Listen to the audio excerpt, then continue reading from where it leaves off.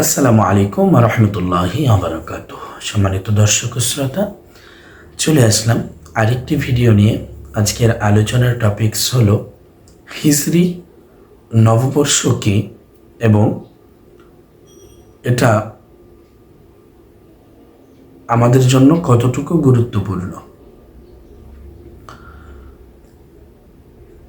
সম্মানিত দর্শক শ্রোতা, বাংলা নববর্ষ আসলে আমরা পাগলপাড়া হয়ে যাই পান্তা ইলিশ খাওয়ার জন্য, পাগলপাড়া হয়ে যাই মেলায় যাওয়ার জন্য। আমরা আদৌ কি জানি যে এই যে পান্তা ইলিশ খাওয়া, যেটা ওই দিন নির্ধারিতভাবে খাওয়া, এটা সম্পূর্ণভাবে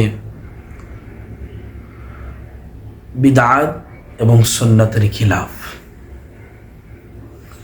এবং কেউ যদি এটা খায়, আল্লাহ পাক রব্বুল আলামিন তার আমলকে বরবাদ করে দিতে পারে। আরেকটি বিষয় হচ্ছে যে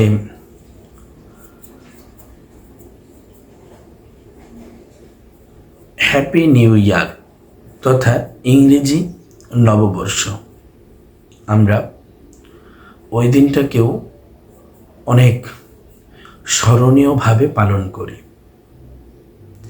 ফানুস এটা সেটা উড়িয়ে আমরা ওটাকে অনেক স্মরণীয়ভাবে পালন করে থাকি। কিন্তু রব্বে করিমের মাস, যেই মাস রাসূলুল্লাহ সাল্লাল্লাহু আলাইহি সাল্লাতু ওয়াসসালামের মাস, যেই মাস ফারুক আজমের মাস, সে মাসকে আমরা চিনতেই পারি না, চিনি না। সেই নববর্ষকে আমরা ধরিই না। কিন্তু আমাদের উচিত ছিল আরবি নববর্ষ সম্পর্কে পুরোপুরি জ্ঞান থাকা, কিন্তু তা আমরা করি না। কারণ আমরা তো মুসলমান, সেটা হলো নামে, কিন্তু কাজে আমরা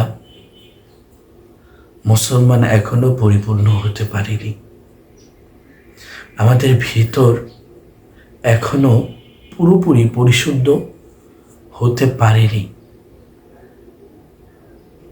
সম্মানিত দর্শক ও শ্রোতা, আমাদের উচিত এই আরবি হিজরি নববর্ষ সম্পর্কে পুরোপুরি জ্ঞান থাকা, আরবি মাস সম্পর্কে জ্ঞান থাকা, আরবি সাল সম্পর্কে জ্ঞান থাকা। কারণ আমার কবর, আমার হাসর, আমার পুলসেরাত, আমার মিজান, সমস্ত জায়গায়, জান্নাত জাহান্নাম, সমস্ত স্থানে ভাষা হবে আরবি। অতএব আরবির গুরুত্ব অপরিসীম। সম্মানিত দর্শক ও শ্রোতা, আল্লাহ পাক রব্বুল আলামিন যেন আমাদের সকলকে এই আরবি মাসের হিজরি নববর্ষের সমস্ত ফায়েজ ও বরকত আমাদেরকে দান করে।